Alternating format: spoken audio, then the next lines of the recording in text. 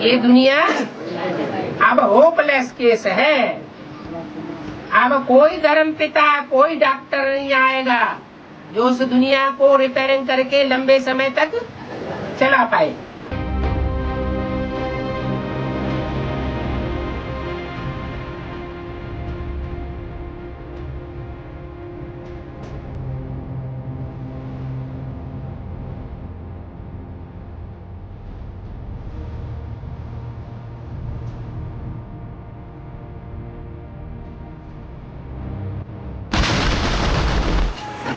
इस atomic energy से सारी दुनिया का ध्वंस होगा।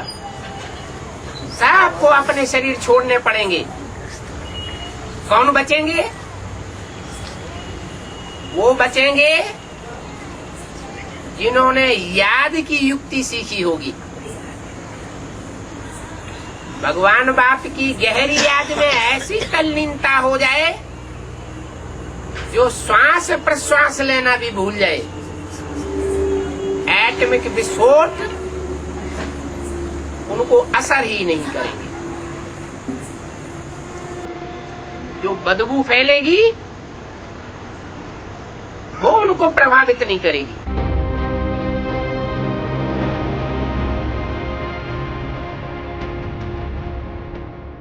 ये भौतिक विनाश जैसे अभी क्लाइमेट चेंज से ये सब तरीके से क्लाइमेट चेंज होना, भूकंप आना, बरसात होना, अकाल होना, ये सब प्राकृतिक आपदाओं से भी विनाश होगा और एटॉमिक एनर्जी से भी विनाश होगा। ये मानवीय आपदाएं हैं। एक ही बार होगा या विस्तार करके कितना साल तक नहीं हो जाएगा? दो तरह के विनाश झाड़ के चित्र में दिखाए हैं। जो झाड़ का चित्र ब्रह्मा बाबा के थ्रू बनवाया शिव बाबा ने, उसमें दो प्रकार के विनाश दिखाए गए हैं दोनों कोने में। एक में महाभारी महाभारत युद्ध जो तृतीय विश्व युद्ध के नाम से है, और चतुर्थ विश्व युद्ध है एटॉमिक एनर्जी का युद्ध। उससे सारी दुनिया खलास हो जाएगी। और बाबा ने बोला है जब विनाश शुरू होगा तो सबसे पहले जोर का अकाल पड़ेगा, उसी में मारामारी शुरू हो जाएगी। चाहे हिंदुस्तान हो चाहे पाकिस्तान हो।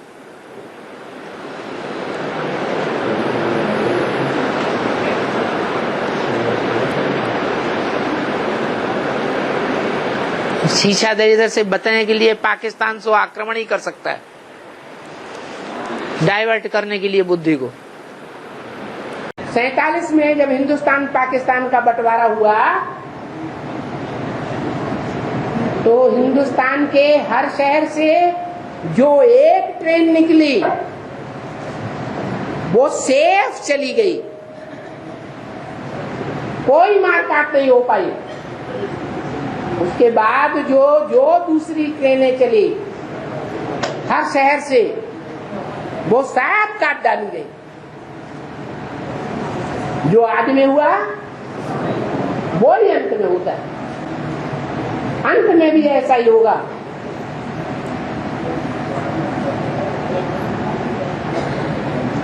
नरक की दुनिया के बीच स्वर्ग का वर्षा देता हूं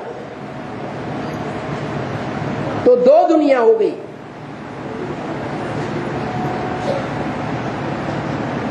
नारकीय राक्षसों की दुनिया, हिंसकों की दुनिया, और एक देवताओं की दुनिया। जब दो दुनिया बनेंगी, शुरुआत होगी।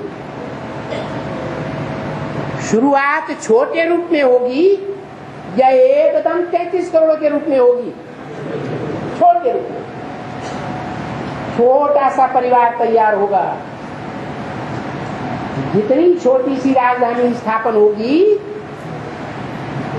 तो राजधानी स्थापन होने के साथ ही साथ विनाश की भी शुरुआत हो जाएगी।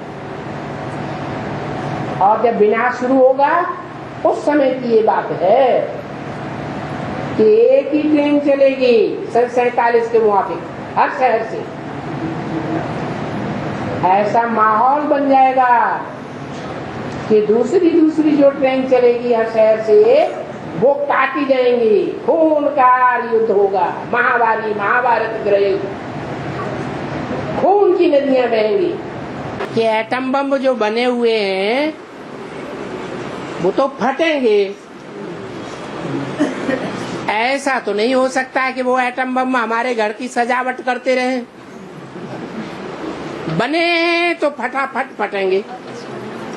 कब फटेंगे? जैसे दीपावली होती है तो धीरे धीरे करके पटाखे फोड़ना शुरू करते हैं। रात के 10-11 बजे तक जोर जोर से लगातार जल्दी जल्दी फटते हैं। 12-1 बजे जाकर के सारे पटाखे एकदम फोड़ देते हैं। ऐसे ही होगा। अभी धीरे धीरे कहीं कोई शहर पर धमाका होता है, जैसे इराक में हुए, ऐसे ही आगे चल करके शहर शहर में रोज सुनने को मिलेंगे कि आज एटम बम से ये शहर ध्वस्त हो गया। टीवी में बैठे बैठे देखेंगे, क्योंकि जो एटमिक वार होगी उससे पृथ्वी का बैलेंस बिगड़ जाएगा, और जब बैलेंस बिगड़ेगा तो क्या होगा? जो पृथ्वी से उत्पन्न हुआ, पृथ्वी का उपग्रह चंद्रमा है, वो चंद्रमा प्रशांत सागर में आके चिपक जाएगा। प्रशांत सागर में जितना पानी है फिर क्या होगा? हैं? अरे जलमयी तो पहले से ही थी, फिर क्या होगा? प्रशांत सागर का सारा पानी उफान करके पहाड़ों को भी ले डूबेगा। जब पृथ्वी डोलेगी तो सारे ग्रह उपग्रह डोलेंगे या नहीं डोलेंगे? डोलेंगे। सब डोलने लगते हैं, सब आपस में टकराते हैं। क्या? सारे ग्रह उपग्रह आपस में टकराते हैं और एकदम सारी दुनिया का पूरा विनाश हो जाता है।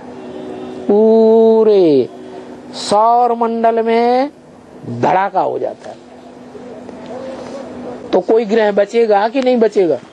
बचेगा। कौन सा? बृहस्पति बचता है।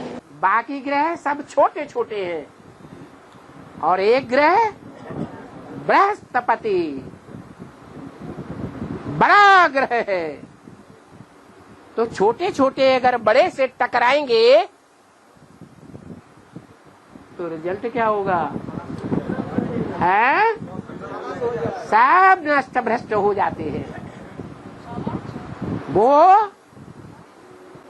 वो ग्रह जो है वो बृहस्पति आकर्षित कर लेता है, अपने में समाये लेता है, अटैच हो जाते हैं, मर्ज हो जाते हैं। जैसे चंद्रमा पृथ्वी में मर्ज हो जाता है, ऐसे और ग्रह भी क्या करेंगे? टकरा टकरा करके हैं? क्या होगा? नष्ट भ्रष्ट हो जाएंगे। ये जो 9 धर्मों के 9 धर्म पिताएं हैं वो सूर्यवंशियों से टकराएंगे या नहीं टकराएंगे? टकराएंगे। रिजल्ट क्या होगा? है खलास हो जाएंगे। कि दुनिया के जितने भूगर्भ शास्त्री हैं, इंटरनेट से उनसे कनेक्शन करके पूछो कि दुनिया के अंदर ऐसा कौन सा पहाड़ है जहां भूकंप का कोई असर नहीं होगा। छोटे मोटे भूकंप, बड़े भूकंप सब झेल जाएगा। आखिरी में तो सारी दुनिया ध्वंस में जाएगी। जब लास्ट में जैसे दीपावली पर बच्चे 12-1 बजे सारे पटाखे फोड़ देते हैं इकट्ठे, ऐसे लास्ट में तो सारा एटॉमिक धमाका हो ही जाएगा, उसमें माउंट आबू भी नहीं रहेगा। लेकिन तब तक के लिए इस दुनिया में कौन सी ऐसी जगह है जहाँ की प्रॉपर्टी ज्यादा सेफ होगी? कौन सी जगह? माउंट आबू। अंत में तो माउंट आबू भी नहीं रहेगा, सिर्फ यमुना के कंढे पर थोड़े से बचे। माउंट आबू में ये खास बात है कि एक ही ऐसा पहाड़ है जो सारा का सारा एक ही ग्रेनाइट पत्थर का बना हुआ है। क्या? और दूसरे पहाड़ों में स्थित नहीं। ग्रेनाइट पत्थर सबसे जास्ती मजबूत पत्थर है। क्या? ग्रे माने क्या है? ग्रे कलर कौन सा होता है? काला हाँ, उसको ग्रे कहते हैं। ग्रे माने थोड़ा थोड़ा सफेद है तो काला, फिर उसको ग्रेनाइट पत्थर क्यों नाम दे दिया? कि नाइट में भी उसमें सफेदी रहती है। क्या? हाँ, दुनिया में एकदम घोर अंधकार होगा चारों तरफ जब समय सूर्य प्रकट होता है। क्या? तो भी वहाँ उजाला रहता है, यानी कुछ न कुछ रोशनी रहती है। माउंट आबू वाली आत्माएं भी जो तपस्या धाम में होंगी, उनकी तपस्या पूरी हो जाएगी। वो रुद्रमाला के मण के विजयमाला में ऐड हो जाएंगे। तो बाबा वो लोग उस समय दिव्य दृष्टि से देखेंगे। हैं? दिव्य दृष्टि से देखेंगे। क्या? क्या देखेंगे? जो आत्माएं ऐसे परम काम से देता। हाँ जी। उस समय उनकी दृष्टि निर्विकार नहीं होगी। अरे, उनकी दृष्टि तो तीसरा नेत्र परिपक्व हो जाएगा, ज्ञान से देखेंगे। बंद आंखों के साक्षात्कार से भक्त लोग देखते हैं, और ज्ञानी बुद्धि रूपी तीसरे नेत्र से सब कुछ देखते हैं। भूतल देखें शैलबन भूतल भूर निदान, रामायण में भी कहा है। जो संपूर्ण आत्माएं हो जाएंगी, वो एक जगह बैठे बैठे ही सारी सृष्टि का तीसरे नेत्र से नजारा देखेंगे।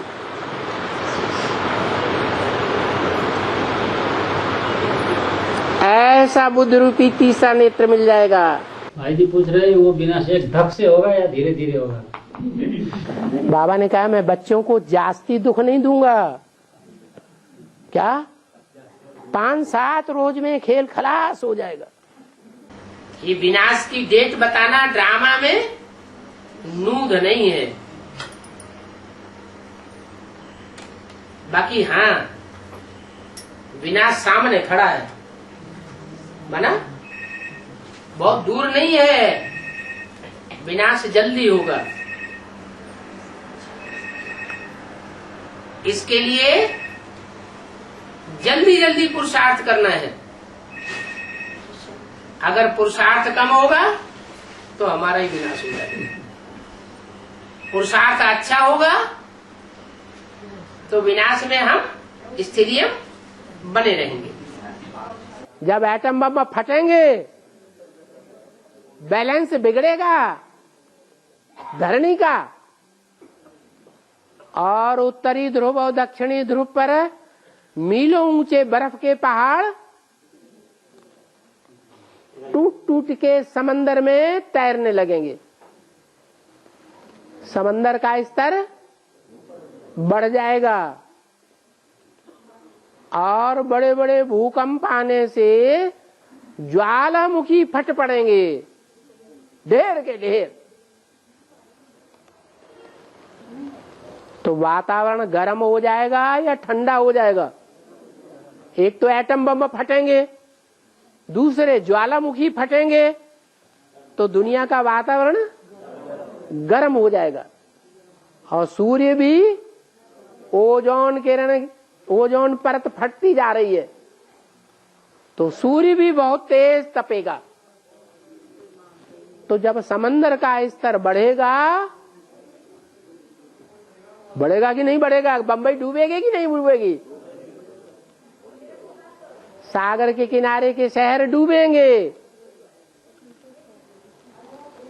तो जो जल है गर्मी के कारण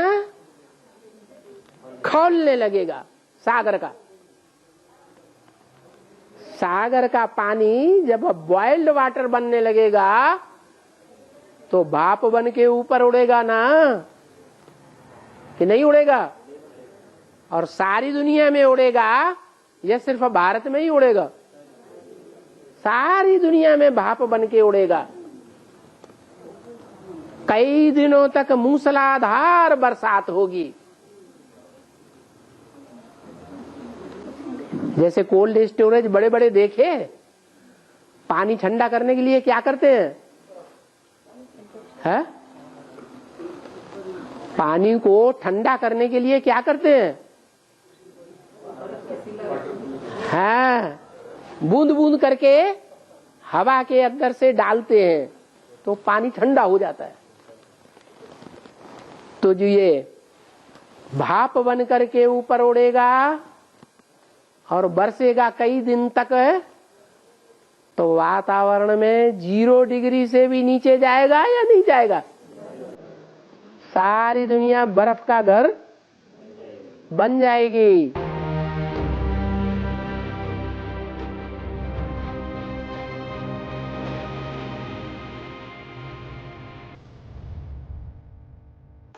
बाप कहते हैं आत्मा और शरीर दोनों को शुद्ध बनाने के लिए बाप राय देते हैं मन मना भव।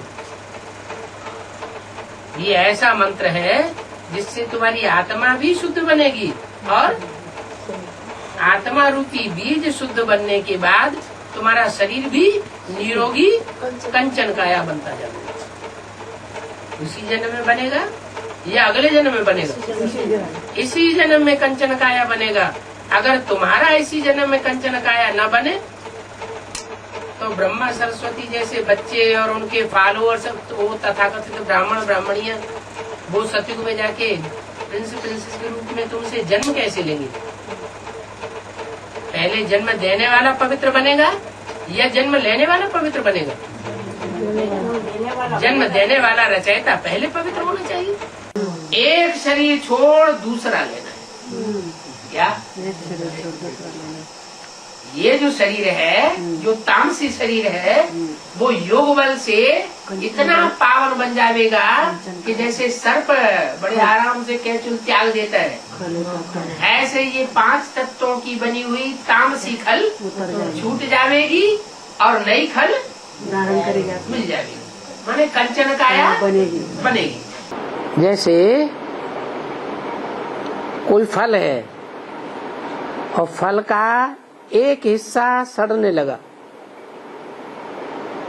उस सड़े हुए फल का वो हिस्सा जो है उसके सहित हम फ्रीज में रख देते हैं,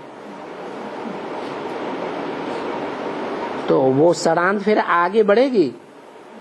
नहीं बढ़ेगी। जो भी सड़ांध है वो पानी बह के बन करके बह जाएगी। सड़ांध में गर्मी होती है, वो पानी बह करके बह जाएगी, बाकी फल सारा सुरक्षित रहेगा। तो ऐसे ही योग बल से जिन्होंने अपनी इंद्रियों को सात्विक बनाया है, वो सात्विक इंद्रियां नई दुनिया में पहुंचेंगी और जो सड़ांध है वो सब खत्म हो जाएगी।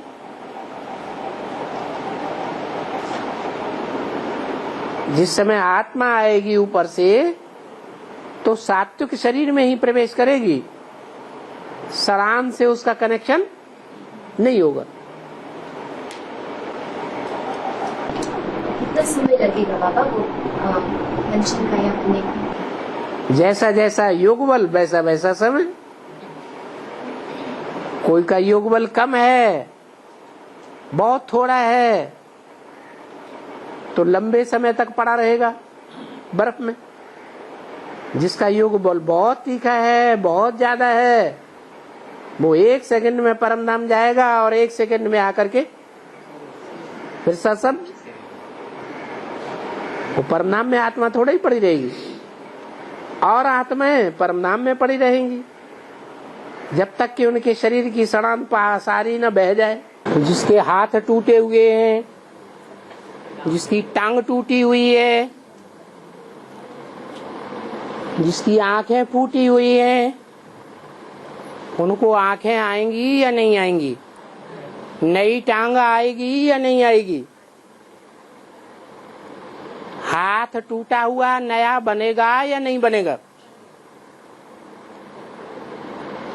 अच्छा, बूढ़ा आदमी है, पुरुषार्थ करने वाला, वो बूढ़ा आदमी कंचन काया बनेगा या नहीं बनेगा?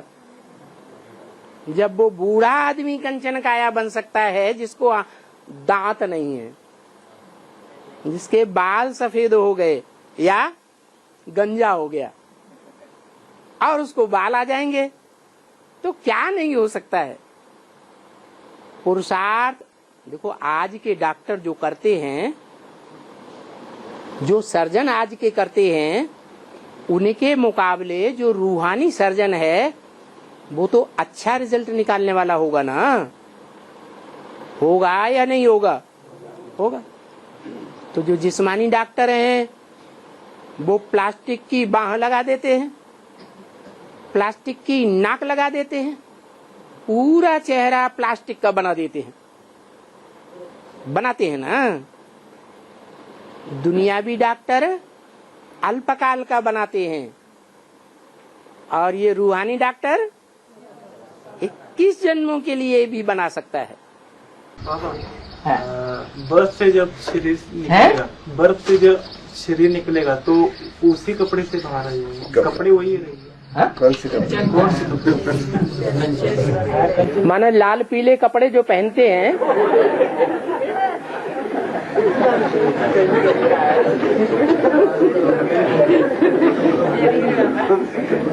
एक पूछने वाला बच्चा भूल गया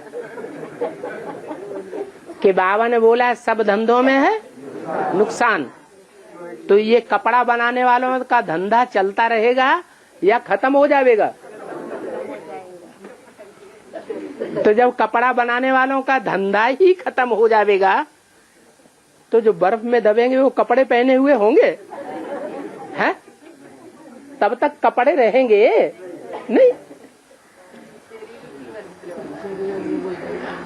वो बर्फ में दबने वाले शरीर रूपी वस्त्र ही असली वस्त्र हो जाएंगे। उनको वस्त्रों की दरकार रहेगी ही नहीं। वस्त्रों की दरकार तब तक है और उनके लिए है जो देह अभिमान में है। उसमें देवताई चेहरा आ जाएगा क्या? देवताई आत्मा, आत्मिक स्थिति वाले बन जाएंगे।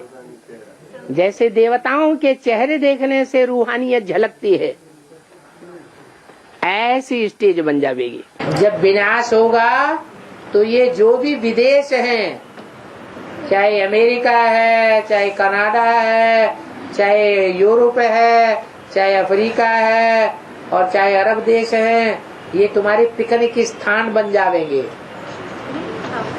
माना इनका कोई न कोई टापू जमीन वो पानी के ऊपर रह जाएगा और वहां तुम जाकर के पिकनिक मनावेंगे।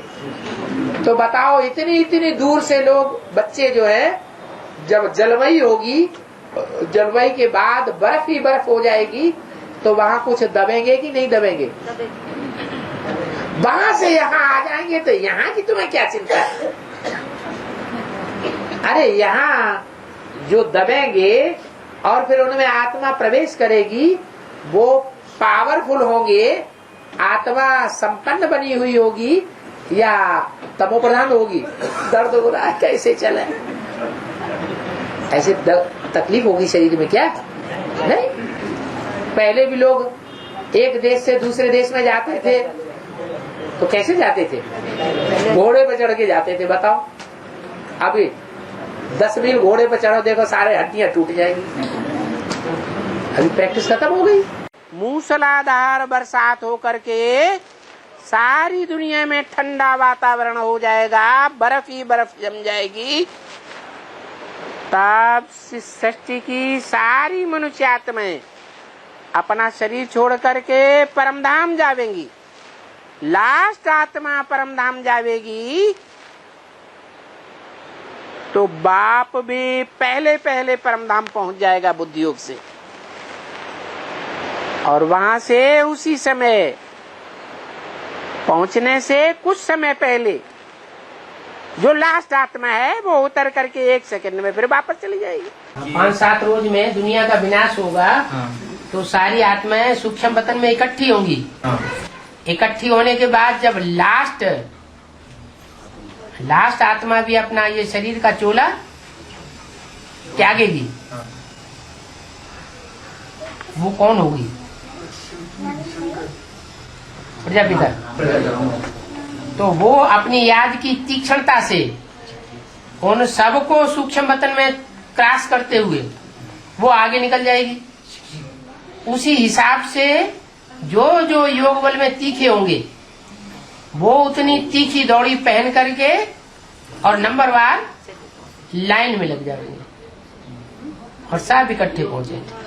हाँ, वो मतलब तो कहीं अभी तो मतलब है ना 750 करोड़ आत्माएं मतलब वैसे सूक्ष्म अवतार में गई है। मतलब देह तो गया है ना उनका, जो देह सूक्ष्म शरीर गया, सूक्ष्म स्थूल शरीर नहीं जाता।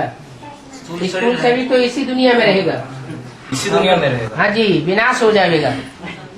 हाँ, मतलब विनाश तो हो जाएगा उनका सबका। हाँ जी। पहले पहले तो कौन उतरेंगे परमधाम से? 8 ही उतरेंगे। 8 से एक पूरे परिवार की स्थापना होगी, उनसे कृष्ण का जन्म होगा पहले पहले, फिर नंबरवार आते रहेंगे, नंबरवार जन्म होता रहेगा। 100 वर्ष के संगम युग को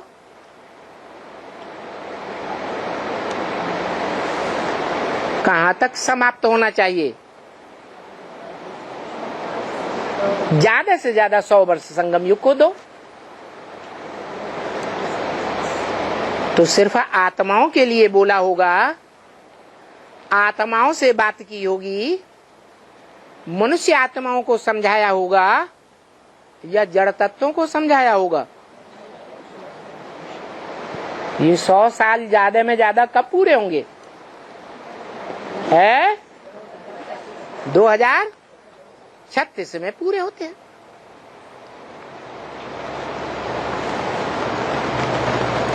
कि जड़ तत्व भी संपन्न बन जाएंगे 36 में, है? आत्माएं संपन्न बन जाएंगी, ये तो बुद्धि में आता है, क्योंकि आत्माएं चैतन्य होने के कारण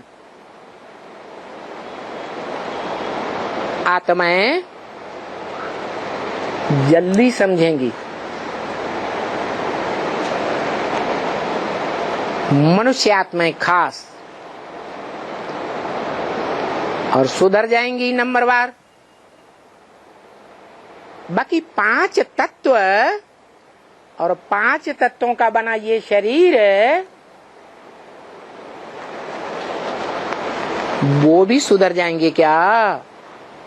है? है? नहीं सुधरेंगे तो उनकी कोई वैल्यू नहीं देंगे, उनको सुधरने का टाइम नहीं देंगे। है? 2036 के बाद का टाइम देंगे या 36 के अंदर ही टाइम देंगे? बाद का टाइम देना पड़े तो कहां तक देंगे? है? क्यों 76 तक क्यों? 86 तक क्यों नहीं? है? हाँ, क्योंकि गीता में भी प्रकृति के 2 रूप बताए हैं। क्या? जड़त्वमयी प्रकृति, 5 तत्व, पृथ्वी जल वायु अग्नि आकाश, और उस जड़त्वमयी प्रकृति को भी कंट्रोल करने वाले परा प्रकृति, वो परा प्रकृति के आधार पर प्रकृति के जड़ तत्व भी परिवर्तित होंगे। झाड़ जो तैयार होगा तो इकट्ठे पत्ते निकल पड़ेंगे या नंबरवार निकलेंगे? तो ऐसे ही ये भी झाड़ है। राधा कृष्ण रूपी बच्चे पैदा होंगे तो अकेले पैदा होंगे या उनके परिवार के जितने भी भांति होंगे नजदीकी आत्माएं 84 जन्मों की, वो सारी साथ में आएंगी एक एक सेकंड के अंतर से। बाबा सतयुग की आदि में श्री कृष्ण की आत्मा जब गद्दी पर बैठेगी, हाँ जी, तो कितनी की एज होगी अंदाजा? 18 साल, 18 साल, 20 साल, 25 साल, ज्यादा एक्यूरेट तो बाबा बताते नहीं। कई वाणियों में ऐसे सुना है जी भी 60-65 में सतयुग में आदमी जवान होता है जी, 150 साल एज है जी, 60-65 में जवान होगा। 60 साल में बच्चा पैदा होगा, जवान नहीं बोला है, वहाँ जवानी और बुढ़ापा होता ही नहीं। सतयुग में न जवानी होती है और न बुढ़ापा। जैसे गाय का बच्चा अभी अभी पैदा हुआ, अभी अभी उछल के और दौड़ के भाग जाता है, सतो प्रधान जानवर है ना। तो ये एक मिसाल है। ऐसे ही सतयुग में जो भी मनुष्य होंगे सब सात्विक होंगे। वहाँ बच्चे को 2-2, 3-3 साल पालना लेने की दरकार नहीं है, वहाँ बुढ़ापा होता ही नहीं। हाँ, ये बताया है। और बाबा जो कुछ बात बताते हैं वो संगम युग की बात बताते हैं या सतयुग की बताते हैं? जो लक्ष्य देते हैं वो संगम युग के अंदर का लक्ष्य देते हैं या सतयुग का लक्ष्य दिया है? सतयुग में होगी उतरती कला और संगम युग में होगी चढ़ती कला। तो जो 60 साल बताए हैं, 50-60 साल में बच्चा पैदा होता होगा, वो कहाँ का लक्ष्य दिया है? सन 76 में, 75-76 में लक्ष्मी नारायण का जन्म बताया है। 60 साल कब होंगे पूरे? 36 में पूरे होंगे। इसलिए बोला है, एक एक्यूरेट नहीं बताया, कहीं 50-60 साल, कहीं 60-70 साल,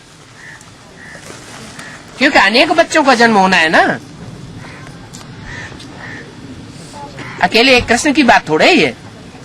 राजधानी तैयार होगी, राजधानी बनेगी कि नहीं? तो राजा रानी कोई होंगे। जो राजा रानी जब गद्दी पे बैठते हैं, राजा रानी बनते हैं या डिक्लेयर होते हैं, तो जैसे विक्रम संवत शुरू हुआ, क्रिश्चियन संवत शुरू हुआ, ख्रिस्त संवत शुरू हुआ, शक संवत शुरू हुआ,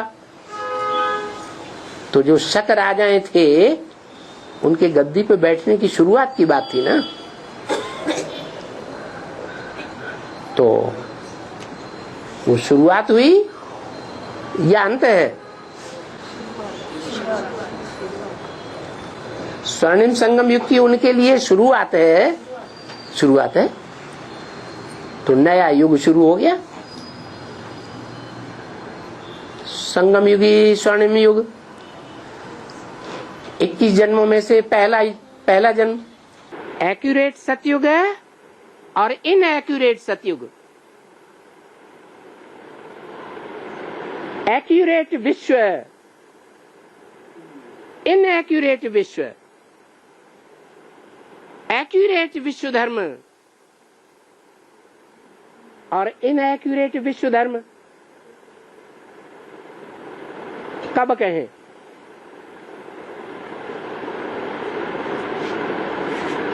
ये एक्यूरेट शब्द किस बात की तरफ इशारा करता है? ये इस बात की तरफ इशारा करता है कि 9 लाख जनसंख्या एक्यूरेट सतयुग में होगी। 9वां लाख जो बच्चा पैदा होगा वो सतयुग के 16 कला संपूर्ण जन्म को संपन्न कर देगा या नहीं कर देगा? कर देगा। तो जनसंख्या के आधार पर बाबा ने बताया एक्यूरेट सतयुग कब होगा? जब कृष्ण के जन्म के बाद 150 वर्ष की आयु पूरी होगी तो 9 लाख जो आत्मा है परमधाम में से वो नीचे उतर आएगी। राधा कृष्ण जैसे 4.5 लाख बच्चे सतयुग में नीचे आ जाएंगे। राधा कृष्ण को जन्म देने वाले माँ बाप जैसे बच्चे हैं वो तो संगम युग में ही नीचे उतर चुके होंगे। तो बताया 16 कला संपूर्ण सतयुग की पूरी स्थापना तब कहेंगे जब सतयुग की पूरी आबादी कितनी हो जाएगी? 9,16,108।